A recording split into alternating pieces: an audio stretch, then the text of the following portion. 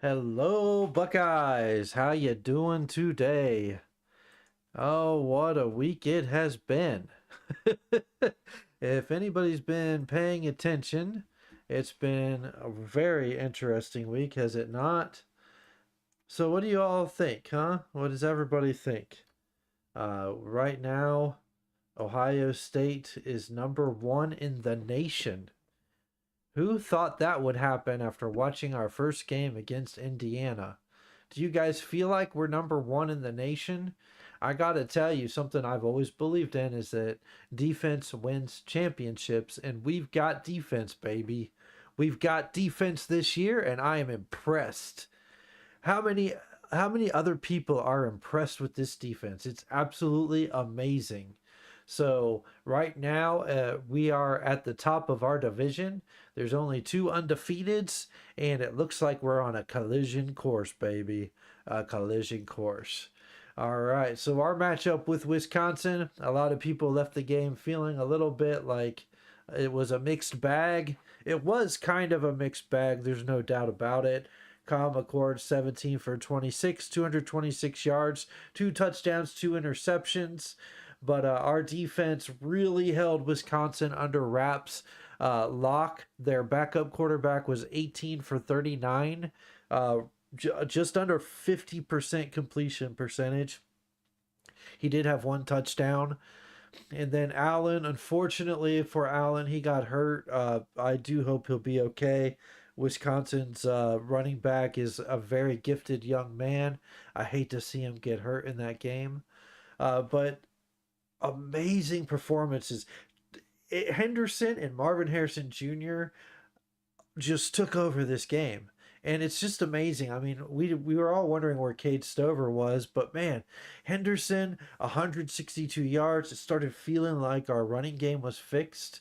What is it that fixed our running game? Is it just bringing in Henderson, or is it the line? We'll talk about that in a little bit.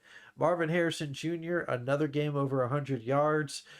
He's getting close. He needs a couple more 100-yard games. I think three more to break the consecutive record, or I forget exactly how many in a row we've had. I do remember that I think it was against Purdue. He had under 100 yards, so that started our 100 yard consecutive 100-yard game and all over. But so far since Penn State, and then our game against Wisconsin, both are over 100. He has 5 games over 160 something yards. That does date back to 2 games last year, but that's hard to do. So that's not going to happen every game. Wisconsin's wide receiver with the most amount of yards only had 51 yards, and we really held them in check. We held them to 258 total yards, and we had 407 yards. There's a couple of things that I want to go over as far as this game and what I take away from it. First off, when it comes to Kyle McCord, 2 interceptions, 1 fumble. Now,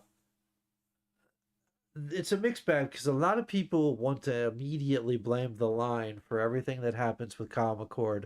I get it. The line has been up and down all season. They're getting better, though. But sometimes Kyle McCord holds on to the ball too long. And also, his footwork, the way that he passes the ball, is awkward. And I think he's reacting to the pressure. Kyle McCord, buddy, please step up in the pocket. Our lineman had a guy blocked In this is one particular play.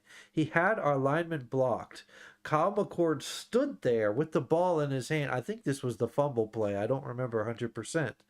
But he stood there and he held onto the ball and then he moved right into where that player could get him.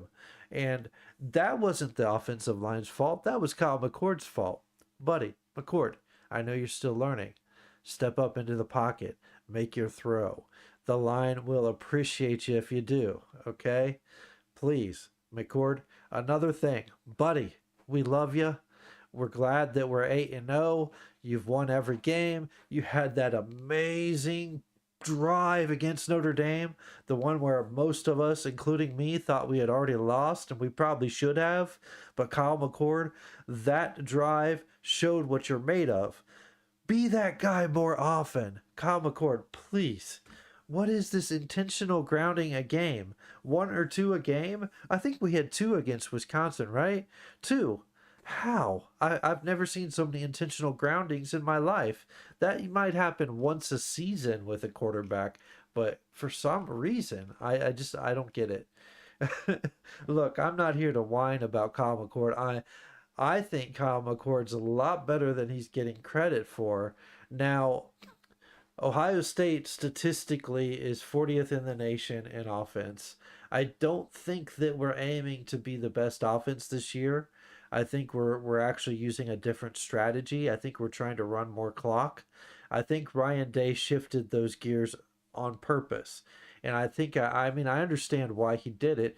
We've got a defense this year.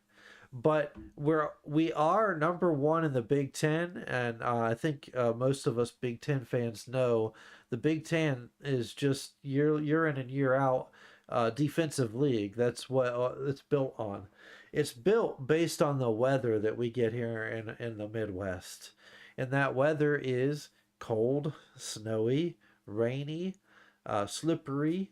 It's the type of weather that you want to run the ball, run the football in, which is why we've always been a run heavy league, and that's what happens when you play in the kind of weather we do. But I mean, as far as our running game goes, it has been horrible this year. It's just been really strange, and with the shift that we had in the Purdue game, we started seeing a spark, and then it just blew up against Wisconsin.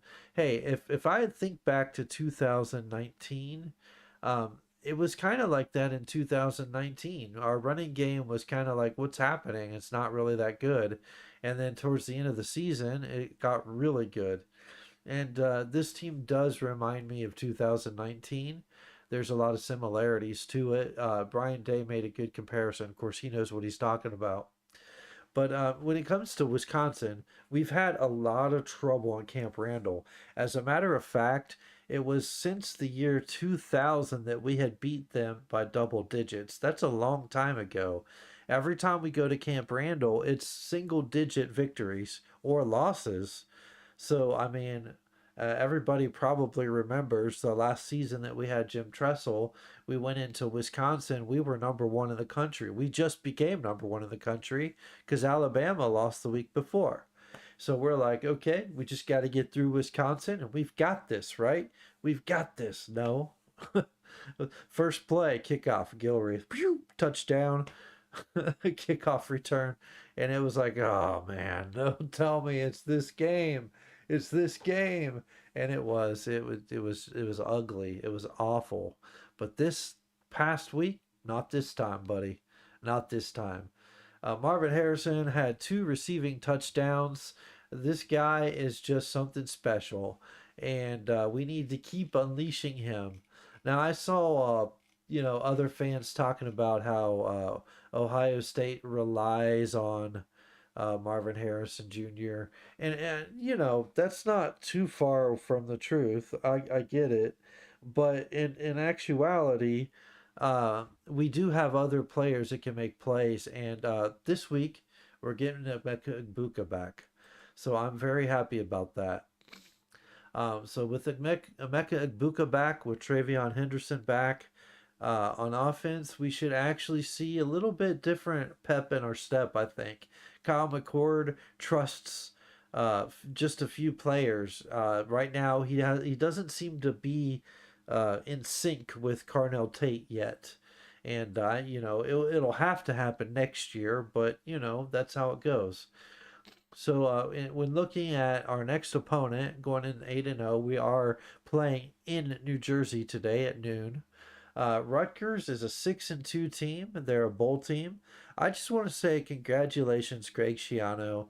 It's not easy to put Rutgers in that place, especially in the Big Ten. And that's really impressive. So I'm very happy for Greg Schiano. However, I want a three next to that. I want it to be 6-3 today.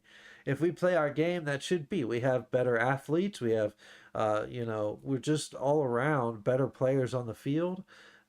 We have a really strong defense. Right now, Ohio State is ranked fourth in the country in defense. There's only one other Big Ten team ahead of us, and that's Michigan. Of course, Penn State's in the mix, but Rutgers, amazingly and statistically, they're ranked ninth in the country on total defense. But the thing with Rutgers is a lot of that is against the weaker opponents, the cellar dwellers. When they have played some of the better opponents, they've matched up so far against Wisconsin and Michigan. They haven't played Penn State yet. That'll happen soon. But Wisconsin, they lost to 24-13, and Michigan they lost to 31-7. I'm sure Michigan had their signs, but that's neither here nor there. Sorry, I had to throw that jab in there. But when you look at statistically on offense, that's where they're really bad. I don't know if they're dead last, but they're pretty close to last in the league in the Big Ten. I mean, Wim Sat is their quarterback. He has 1,134 yards.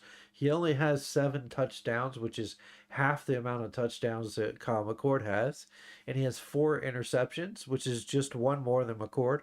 I would say 4 interceptions in 8 games isn't bad, but the amount of touchdowns he has is bad. When you compare Manangai, I hope I said his name right. I apologize if I didn't. Manungai is their leading rusher. He has 744 yards and 7 touchdowns on 144 carries. Sounds like he is having a really good season. If I was a Rutgers fan, I'd be very happy with his production. So we definitely need to contain him. He actually is most likely their top weapon. They're not really a passing team; they're a running team, which is pretty typical of the Big Ten. So we definitely need to focus on shutting him down. As you know, Trevion Henderson has 457 yards and 6 touchdowns. I think that's impressive in the sense that he missed 3 games, and he has 6 touchdowns. So he's done a good job. He has close to half the carries Guy has. So he's definitely averaging more yards per carry.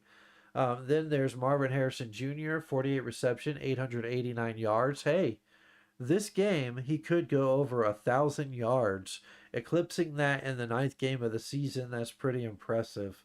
It's unfortunate that Emeka Egbuka has been injured because I really do feel like he would have more yards if he wasn't hurt. But when you look at Emeka Egbuka's stats, and I'm just pulling that up right now.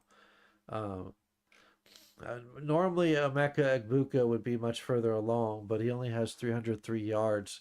Our second receiver actually is Cade Stover, who's having a tremendous season. He's actually averaging 15.9 yards per catch. So come on, we need to find him this week. I don't know why he wasn't targeted last week, but I want to give him a shout out on his offensive performance last week. Cade Stover's run blocking was better than it's been all season because there's been many times where I've been like, Stover, you let that guy right through you. I mean, and then Kyle McCord's trying to run and get the pass off. So Cade Stover, he did great blocking. He did good run blocking, especially, which is equally as important. And hopefully he gets some catches this week. So we have Emeka Buka, 303 yards. Carnell Tate and Julian Fleming are around the same amount. Uh, Carnell Tate 197 yards, Fleming 190. I would say that Carnell Tate's had less playing time than Fleming, and that's the thing. But I don't mind them switching them in and out because Carnell Tate is by far a better catching wide receiver, whereas Julian Fleming is a way better blocking receiver. And I would say he's the best blocking receiver on the team by far. So that's why we're bringing him in. I really like what we're doing with Xavier Johnson too. So just looking at all of this in our stats, and we're going up against the ninth ranked defense. I really do feel like we're not afraid to be patient. We're not an impatient team. We're not afraid to take it slowly down the field methodically. And our defense on the other side of the ball creates that kind of situation for everybody that faces us. And a lot of teams just can't consistently do it because they'll make some plays. They might even get to the 50-yard line, but eventually they're going to hit and get behind the chains. And our defense just lights out. The only time we let Wisconsin score is our defensive coordinator, Jim Knowles, wanted to try out his new dime package whenever he saw 4 wide receivers, which I get. You want to have the right amount of defensive backs to limit their ability to burn you. But unfortunately, one of our players that's been coming in for situations like that was injured. And I don't know why, but for some reason, whenever Martinez is on the field, we seem to be giving up big plays. I hope he gets it together for his sake. I want to root for him, but right now, Jihad Carter is just the better choice. So hopefully he is. We'll find out on the injury report, but hopefully he's doing much better. We hope he returns to the field. Uh, I was really, really impressed right at the end of the first half. Wisconsin's driving down the field. They're doing the quick 2-minute drill offense, and we let them get all the way to the goal line. And Tommy Eichenberg made the play of the game. We did not allow them to score on the goal line. And I'm telling you, last year, you get on the goal line, you're scoring on our defense. So seeing that out of our team, I was really impressed. But I mean, it wasn't just one lineman, it wasn't just one linebacker. Everybody was taking turns getting their digs in. Michael Hall Jr. had great plays. Jordan Hancock did great in coverage. Of course, Burke, Wisconsin only tried to throw his way a couple of times, and that was a big nada, nada, nada. And so it was really impressive. Buckeyes on defense this year, they're on a different level. I've seen some really good Buckeye defenses, but like when you look at 2019, we were a little different kind of defense. This defense is in the wide receiver's face, getting physical. They're not afraid to take a penalty if it prevents a touchdown. I like that. I like that attitude. Like, we're going to get in your face. We're not going to let you catch that ball. You're going to have to get lucky to catch that ball on us. I really like that attitude. It's aggressive, and sometimes it may bite us a little bit, but in the end, that aggressiveness keeps teams from scoring a bunch of points on us. And so far, less than 10 points per game that we've given up. Nobody's scored over 20 on our offense, or I'm sorry, on our defense. And we could not say anything close to that last year. I remember even against Arkansas State, a terrible team, got that play. It was a slant up the middle to that little dude that played for them. I don't remember his name, forgive me, and took it to the house. I mean, it was just like plays like that happen, and you just wanted to pull your hair out. Not this year, though. This year, our defense has taken a step to a different level, but what really sticks out to me is our defense is insanely athletic. It's not just a good defense that's standing in place like Iowa. Iowa's defense is disciplined, they're in the right spot, but they don't have the top talent. This defense that Ohio State has is more than that. They're athletic, they're in the face, they're aggressive. They take some risks, but overall they do stay disciplined. But we can handle taking risks because of the talent we have. We trust our guys behind us. And there's a different level of communication we see from our defense. If we give up a play and they keep doing it, we always make adjustments, and we seem to stop it in the second half. So that's impressive. We will be without Lathan Ransom today. That's a huge blow. I am impressed with our safeties, though. I'm sure that there's going to be a bit of a rotation between Sonny Styles and I said his name earlier. If he's healthy, Jihad Carter, we'll have to see the report. I don't know if he's healthy, but at least we'll see. We will see Sonny Styles, and I know that there's a stigma around Styles that he's mainly a run stopper safety, because he can like move up and be kind of like a linebacker. He's versatile in that way, but Rutgers isn't a passing team, so I don't think that that's going to be as big a deal as it might be against, say, like a Minnesota or a Michigan. Not that Minnesota's great, but they could probably make us pay a little bit more than Rutgers could. But right now, I think we'll be okay with Sonny Styles playing a little bit more. But yeah, just looking over this Buckeyes team, I have no doubt in my mind that it's going to be something like 35-3, 35-6. I don't think we let this team in the end zone. I mean, I hope that we actually shut them out. We haven't done that in a while. This is a better Rutgers team than we've faced in recent history. So, I mean, that may be a little bit easier said than done. But offensively, they're still not that great offensively. They never really have been.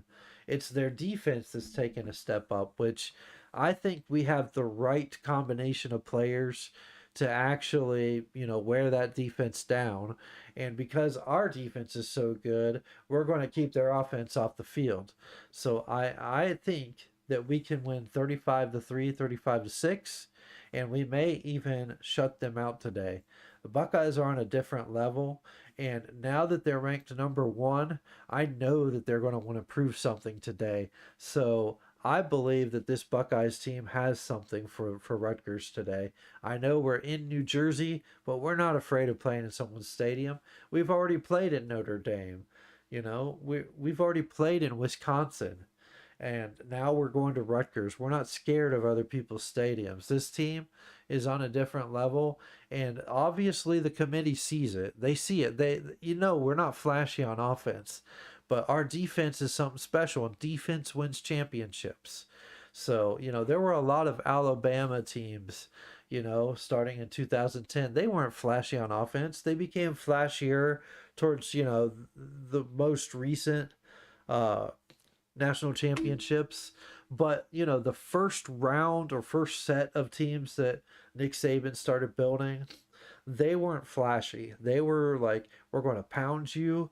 Our defense is going to make you pay, and we're going to win with turnovers, and we're going to be patient. And by the end of the game, you'll be gassed.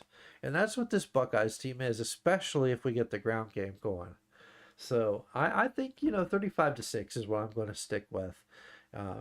We could give up one play that gets them a touchdown and it's 35-13. Hopefully that doesn't happen, but 35-6 is what I'm sticking with. What do you guys think? How are you feeling about the Buckeyes? How do you feel about Kyle McCord? I think that Kyle McCord has a lot of work to do, but I think Kyle McCord can get it done. Remember Craig Krenzel? He didn't get nearly the amount of passing yards. He had 10 turnovers, and we still won with him because of our defense. Kyle McCord is on a different level than Craig Krenzel was. As long as he keeps his head in the game and he learns to move up in the pocket, Kyle McCord can get the job done. Plus, he's got Ryan Day and Corey Dennis working with him. He's going to be fine, and he's going to get better. So, again, I keep telling you guys, don't give up on Kyle McCord. He has a good arm. He's made NFL throws. What I can't figure out, and what most of us can't figure out, is why parts of games he looks like a superstar. Other parts of games he looks awful. If he could just, even keel and keep going throughout the entire game, we could see difference. You know what I mean? Anyways, I just wanted to say, go Buckeyes. Today we're looking to go 9-0. I believe we will be 9-0, and I believe we'll do it in a big way.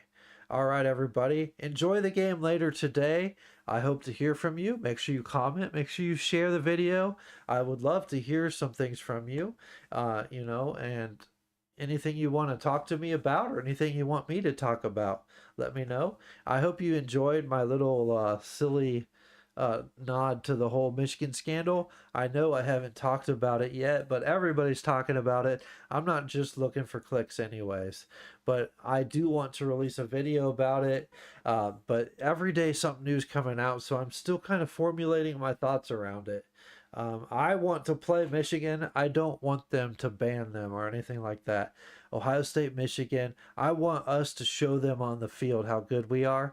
And now that they've stopped the sign stealing, I want us to prove it on the field that we are the better team. So I don't want them to take that away. And I especially don't want them to take Harbaugh away.